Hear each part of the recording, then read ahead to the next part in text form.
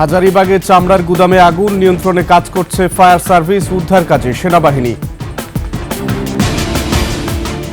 নিয়ন্ত্রণহীন চালের বাজার, সপ্তাহের ব্যবধানে কেজিতে বেড়েছে ৮ থেকে ১০ টাকা। খেজুর রস খেতে গিয়ে গোপালগঞ্জে বাস চাপায় প্রাণ গেল ৩ শিক্ষার্থীর।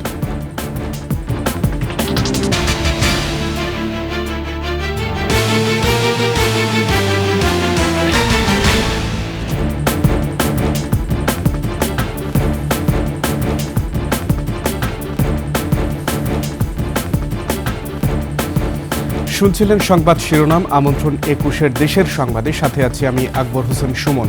দর্শক, ২১ টেলিভিশনের সংবাদ একই সাথে সরাসরি দেখতে পাবেন আমাদের ফেসবুক পেজ www.facebook.com/21e24 অনলাইনে।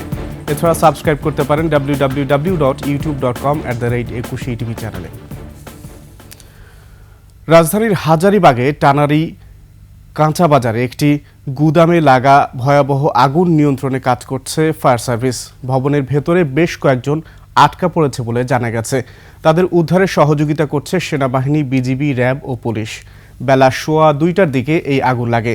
ফায়ার সার্ভিস জানিয়েছে 7তলা ভবনের ৫ম তলায় গুদামটি অবস্থিত। ঘটনাস্থলে ফায়ার সার্ভিসের 12টি ইউনিট কাজ করছে। তবে আগুন লাগার কারণ তাৎক্ষণিকভাবে জানা যায়নি। ফায়ার সার্ভিসের মিডিয়া সেল জানায়, শুরুতে 2টি ইউনিট কাজ শুরু করে। আগুনের তীব্রতা বাড়লে আরও 10টি ইউনিট যোগ দেয়। ভবনে বেশ কয়েকজন আটকা পড়েছে, তাদের উদ্ধারের চেষ্টা চলছে। এরই মধ্যে আগুন অনেকটা নিয়ন্ত্রণের দিকে, তবে আগুন পুরোপুরি নিয়ন্ত্রণে আনতে সময় লাগবে বলে জানিয়েছে ফায়ার সার্ভিস।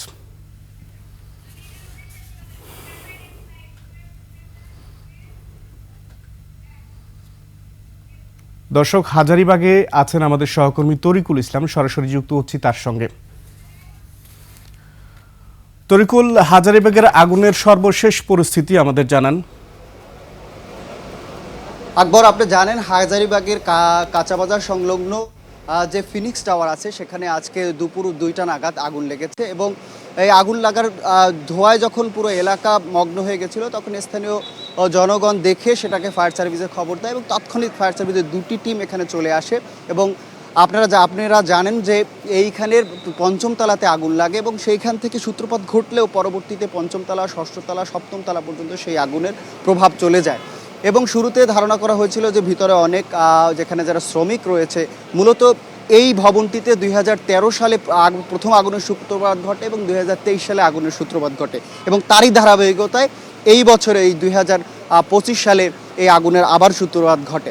তো সবাই স্থানীয়রা ভয়তে ছিল যে সেই সূত্রপাতে আরও ক্ষয়ক্ষতি ঘটবে কিনা। আমরা এখানে অবস্থান করছি বিকেল 3টা নাগাদ এবং ফায়ার সার্ভিসের যে 12টি টিম এখানে চলে আসছে আগুন নিয়ন্ত্রণের জন্য। তারা 11টি টিম কাজ করেছে এবং শুরুতে তারা ভেবেছিল ভিতরে অনেক মানুষজন আটকা পড়েছে, বাট তাদেরকে সহি সালামতে সবাইকে বের করতে সক্ষম হয়েছে। ফায়ার সার্ভিসের পাশাপাশি এখানে সেনাবাহিনী, পুলিশ, র্যাব, বিজিবি যৌথ বাহিনীর অভিযানে এই কাজটিকে এখন পর্যন্ত আগুন নিয়ন্ত্রণে চলে এসেছে এবং কোনো যে কী পরিমাণে ক্ষয়ক্ষতি হয়েছে এটা পরবর্তীতে তারা তদন্ত করে জানাবেন। এবং আমরা ফায়ার সার্ভিসের কর্মকর্তাদের কাছে জানতে চেয়েছিলাম যে আগুনের সূত্রপাতটা আসলে কোথা থেকে ঘটেছে। তারা ধারণা করছেন বিড়ি অথবা কারেন্টের শর্ট সার্কিটের মাধ্যমে এই আগুনটা ঘটতে পারে, বাট তারা এখনও নিশ্চিত না। পরবর্তীতে তদন্ত সাপেক্ষে এই বিষয়টা তারা আমাদেরকে জানাবেন বলে নিশ্চিত করেছেন। তো সর্বশেষ আকবর, রাজধানীর হাজারীবাগ থেকে আগুনের এই তথ্য ছিল আমার কাছে। তরিকুল, আপনাকে ধন্যবাদ। দর্শক, আমাদের সহকর্মী তরিকুল এর কাছ থেকে শুনছিলাম হাজারীবাগের আগুনের সর্বশেষ পরিস্থিতি। কোনোভাবেই নিয়ন্ত্রণে আসছে না চালের বাজার। সপ্তাহের ব্যবধানে কেজিতে বেড়েছে ৮ থেকে ১০ টাকা। তবে সরবরাহ পর্যাপ্ত থাকায় দাম কমেছে শীতের সবজির। বেড়েছে দেশি মুরগির দামও। বিস্তারিত জানাচ্ছেন নাহিদ সিরাজি নিম্মি। দেশের কথা চিন্তা করলে অবশ্যই অনেক অনেক বেশি, তো এই ক্ষেত্রে অবশ্যই চালের দামটা কমানো উচিত। এখন এই ক্ষোভ চাল ক্রেতার। তারা বলছেন চালের দামের এই ঊর্ধ্বগতির সাথে তাল মেলাতে পারছে না। তো আমি এটা নিয়েছি আগে 1900, তো এখন হলো 2200, 300 টাকা বেশি 25 বস্তার কেজিতে, 25 কেজির বস্তাতে। এই হলো ডিফারেন্সটা। কয়েকদিনের ব্যবধানে মিনিকেটে কেজিতে বিক্রি হচ্ছে ৮০ থেকে ৮২ টাকায়, যা গত সপ্তাহে ছিল ৭৪ টাকা। মোটা চালের কেজি ৬০ থেকে ৬২ টাকা। শীতের সবজির সরবরাহ পর্যাপ্ত থাকায় দাম নিয়ে স্বস্তি ফিরেছে ক্রেতার। তবে বিক্রেতারা বলছেন বিক্রি কম। সবজির দাম মোটামুটি এখন সবজির সিজন, ওই হিসাবে মানে সবজির দাম কম আছে। কাঁচা বাজার মোটামুটি কম, শাক সবজির দাম কমই আছে। বেচা বিক্রি অনেক কম, ক্রেতাও কম, মানে মাল অনেক দাম কমে গেছে। না, এখন সবজি বাজার একেবারে মানে সন্তুষ্ট, সব জিনিসই এই সবজি বাজার একবারে সস্তা। অন্য অন্য বাজার তুলনায় কারণ বাজার অনেক কম, এক কথায় ব্যবসায়ীরা একটু হিমশিমি খাচ্ছে। আলুর কেজি ৩০ টাকা, ফুলকপি বিক্রি হচ্ছে প্রতি পিস ১৫ থেকে ২০ টাকায়, টমেটো ৪০ থেকে ৬০ টাকা। মাছের দাম কিছুটা কমলেও মুরগির বাজার চড়া। সপ্তাহের ব্যবধানে দেশি মুরগির দাম বেড়েছে কেজিতে ৫০ থেকে ১০০ টাকা। আগের দামেই বিক্রি হচ্ছে সয়াবিন তেল। নাহিদ সিরাজ নিম্মি, ২১ টেলিভিশন, ঢাকা। এদিকে আমনের ভরা মৌসুমেও দিনাজপুরে অস্থির চালের বাজার, লাফিয়ে বাড়ছে দাম। তবে সবচেয়ে বেশি বেড়েছে মিনিকেট, বস্তায় ৬০০ টাকা। এর জন্য অবশ্য ধানের উচ্চ মূল্যকে দুষছেন চালকল মালিকরা। দিনাজপুর প্রতিনিধি চিত্ত ঘোষের তথ্য ছবিতে ডেস্ক রিপোর্ট। চাল কিনতে এসে ক্ষুব্ধ ক্রেতারা। সপ্তাহের ব্যবধানে ৬৮ টাকার মিনিকেট বিক্রি হচ্ছে ৮০ টাকায়। ৫০ কেজি ওজনের প্রতি বস্তায় দাম বেড়েছে ৩৫০ থেকে ৪০০ টাকা। মিনিকেটে দাম বেড়েছে বস্তা প্রতি ৬০০ টাকা পর্যন্ত। এর প্রভাব পড়েছে খুচরা বাজারে, কেজি প্রতি বেড়েছে ৮ থেকে ১০ টাকা পর্যন্ত। সরকার তার ভর্তুকি দিয়ে চাল ছাড়ে। বিক্রেতারা বলছেন ভরা মৌসুমে দাম ঊর্ধ্বমুখী হওয়ায় তারাও বিপাকে। রেকর্ড পরিমাণ, মানে এত দাম আগে কখনো হয়নি, সব থেকে ভয়াবহ অবস্থা। বর্তমানে রেটে চাল কিনে আমাদেরকে বেচা কিনা করতে খুব সমস্যা হচ্ছে। যখনই চাল কিনতে আসছে তখনই আমাদের কাছে জবাবদিহিতার মধ্যে আসছে এত দাম বেড়ে গেল পরে মানে কিভাবে কিনবো। হয়তো যারা দেখা যাচ্ছে ৫০ কেজি নিত তারা ২৫ কেজি নিচ্ছে। ধানের দাম বেশি, এই জন্য চালের দামটা বেশি। অস্বাভাবিক মূল্যবৃদ্ধির কথা স্বীকার করেছে চালকল মালিকরা। তারা বলছে গত বছরের এই সময়ের তুলনায় প্রায় ৪০০ টাকা বেশি দরে ধান কিনতে হচ্ছে। বর্তমানে ধান চালের বাজারটা শুনে আমিও স্তম্ভিত আছি এবং বিব্রত করে আমরা, কারণ আমরা গত বছর যে ধানগুলো কিনে যেভাবে চাল বিক্রি করেছি, বস্তাপ্রতি ধানের বাজার এখন ৪০০ থেকে ৫০০ টাকা বৃদ্ধি পেয়েছে। চালের বাজার নিয়ন্ত্রণে দ্রুত কার্যকর পদক্ষেপ চান ভোক্তারা। সমর ইসলাম, ডেস্ক রিপোর্ট, ২১ টেলিভিশন। মিয়ানমার থেকে ২২,০০০ টন চাল নিয়ে চট্টগ্রাম বন্দরে ভিড়েছে এমভি গোল্ডেন স্টার নামে একটি জাহাজ। সকালে জাহাজটিকে চট্টগ্রাম বন্দরে জিসিবির ৯ নং জেটিতে খালাসের জন্য নিয়ে যাওয়া হয়। গত ১৬ জানুয়ারি জাহাজটি চট্টগ্রাম বন্দরে বহিনোঙ্গরে জাহাজটি নোঙ্গর করে। বন্দর সংশ্লিষ্টরা জানায়, G2G পদ্ধতিতে মিয়ানমারে খাদ্য বিভাগের সাথে বাংলাদেশ সরকারের চুক্তি অনুযায়ী ১,০৫,০০০ মেট্রিক টন চালের প্রথম চালানটি চট্টগ্রামে পৌঁছে। মিয়ানমারের ইয়াঙ্গুন বন্দর থেকে জাহাজটি চট্টগ্রাম বন্দরে আসে। আমদানি করা এসব চাল পরীক্ষার জন্য খালাসের অনুমতি দেওয়া হবে। সড়ক দুর্ঘটনায় গোপালগঞ্জ ও চট্টগ্রামে ৬ জন নিহত হয়েছে। সকাল ৬টার দিকে গোপালগঞ্জে ঢাকা খুলনা মহাসড়কে মোটরসাইকেলের সাথে গাড়ির ধাক্কায় ৩ জন নিহত হন। তারা সবাই স্কুল শিক্ষার্থী। তাদের পরিবার জানায়, খেজুর রস খাওয়ার উদ্দেশ্যে খুব ভোরে বাড়ি থেকে তারা ফরিদপুরের বোয়ালমারী উপজেলার দিকে যাচ্ছিল। ঘন কুয়াশার কারণে মহাসড়কের হিরণকান্দি এলাকায় গাড়ির ধাক্কায় এই দুর্ঘটনা ঘটে। এতে ঘটনাস্থলে ২ জন এবং হাসপাতালে নেয়ার পর আরও একজনের মৃত্যু হয়। এদিকে চট্টগ্রামের মিরসরাইয়ে গাড়ির ধাক্কায় মোটরসাইকেলের ৩ আরোহী নিহত হয়েছেন। রাতে মিরসরাই উপজেলার সুফিয়া রাস্তার মাথা এলাকায় ঢাকা চট্টগ্রাম মহাসড়কে এই দুর্ঘটনা ঘটে। জানুয়ারিতে দেশে শৈত্যপ্রবাহের কোনো সম্ভাবনা নেই বলে জানিয়েছে আবহাওয়া অধিদপ্তর। তবে কালকের পর থেকে সারা দেশের তাপমাত্রা কিছুটা কমবে। বৃহস্পতিবারের আবহাওয়া বার্তায় এসব তথ্য জানানো হয়। এদিকে দেশের বিভিন্ন এলাকায় তাপমাত্রা কিছুটা কমে বেড়েছে ঠান্ডার মাত্রা।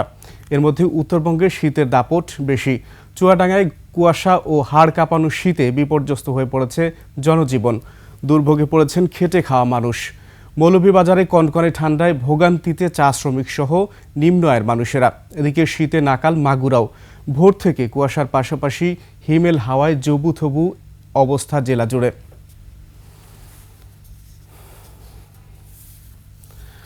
অন্যায় অনিয়ম ঠেকাতে জেলা উপজেলার মানুষকে নিয়ে গ্রুপ তৈরি করা হবে বলে জানিয়েছেন জুলাই স্মৃতি ফাউন্ডেশনের সাধারণ সম্পাদক সার্জিস আলম।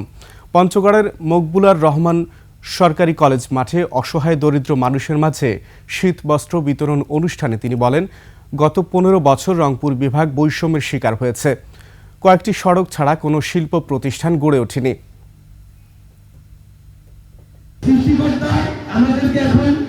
যে একটা সুযোগ দিয়েছে যেটা আমাদের কাছে আমরা কখনো কল্পনাও করি নাই যে আমাদের জীবদ্দশার এই সুযোগ আমাদেরকে দিবে।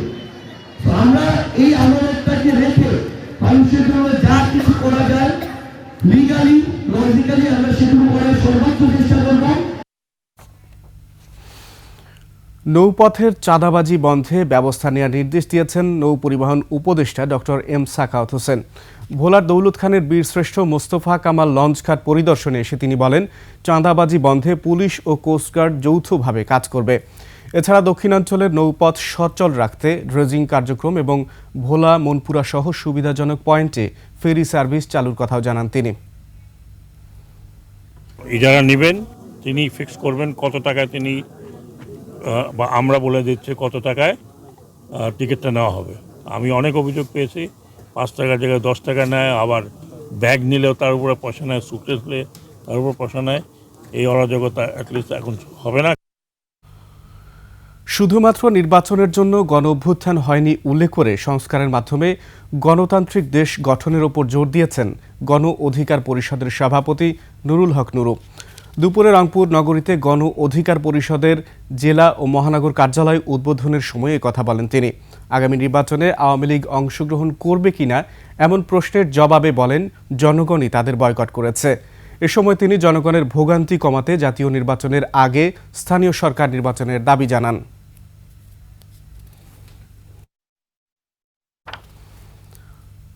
ঢাকায় আদিবাসী শিক্ষার্থীদের উপর সন্ত্রাসী হামলার বিচারের দাবিতে গাইবান্ধায় প্রতিবাদ সমাবেশ করেছে আদিবাসী বাঙালি সংহতি পরিষদ।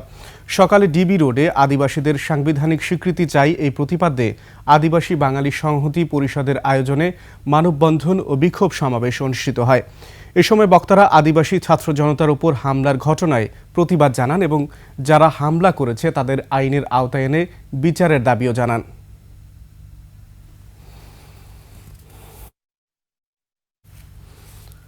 আমরা তো লড়ছি সমতার মন্ত্রে, থামব না কখনোই শত ষড়যন্ত্রে। এই প্রতিবাদে ঠাকুরগাঁও এবং কিশোরগঞ্জে বাংলাদেশ উদীচী শিল্পী গোষ্ঠী সম্মেলন অনুষ্ঠিত হয়েছে। সকালে ঠাকুরগাঁওয়ে সংগঠনের জেলা কার্যালয়ে জাতীয় সঙ্গীত ও পতাকা উত্তোলনের মধ্য দিয়ে সম্মেলনের উদ্বোধন করেন সাংস্কৃতিক ব্যক্তিত্ব রবি বোস। পরে গণসঙ্গীত পরিবেশন করা হয়। এদিকে সকালে কিশোরগঞ্জ জেলা শহরে সিপিবি কার্যালয়ের সামনে জাতীয় সঙ্গীত এবং পতাকা উত্তোলনের মধ্য দিয়ে সম্মেলন শুরু হয়। এ সময় একটি শোভাযাত্রা শহরের বিভিন্ন সড়ক প্রদক্ষিণ করে। পরে আলোচনা সভার মধ্য দিয়ে সম্মেলনের সমাপ্তি হয়।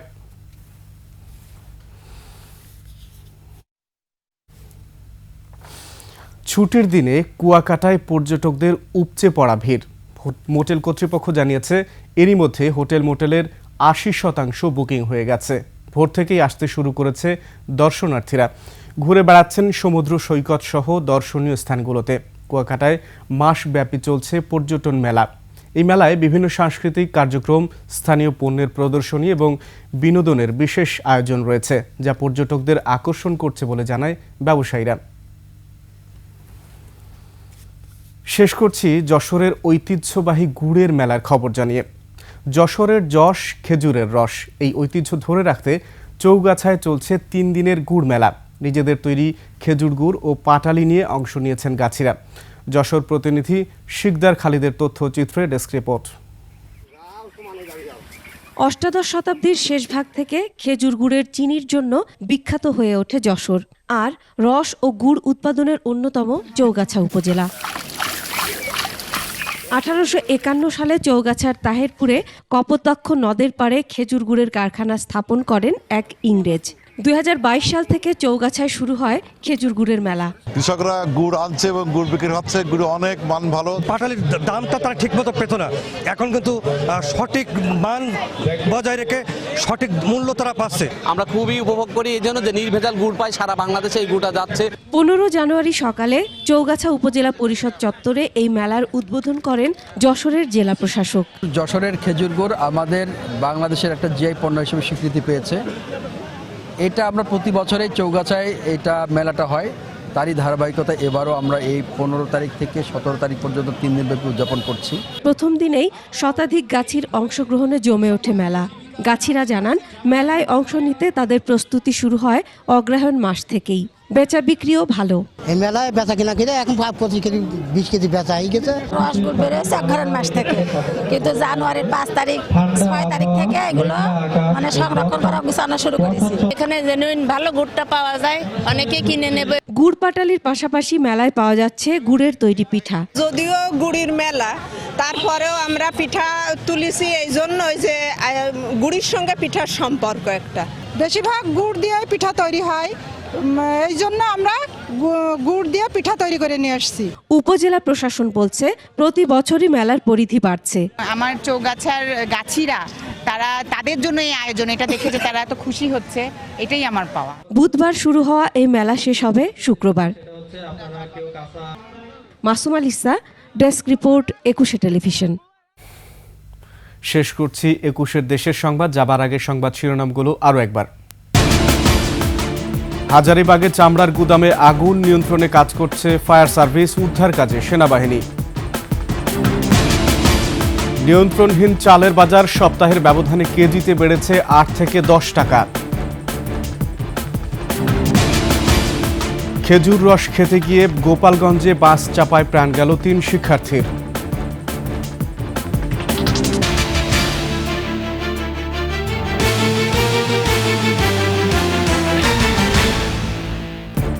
সর্বশেষ সংবাদ জানতে ডায়াল করুন 2021 নম্বরে, আর ভিজিট করুন 21-tv.com এই ওয়েবসাইটে।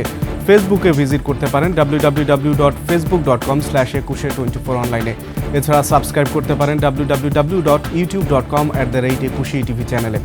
এতক্ষণ সঙ্গে থাকার জন্য ধন্যবাদ। পরবর্তী সংবাদ সন্ধ্যা 7টায় দেখার আমন্ত্রণ। 21-এর সাথেই থাকুন।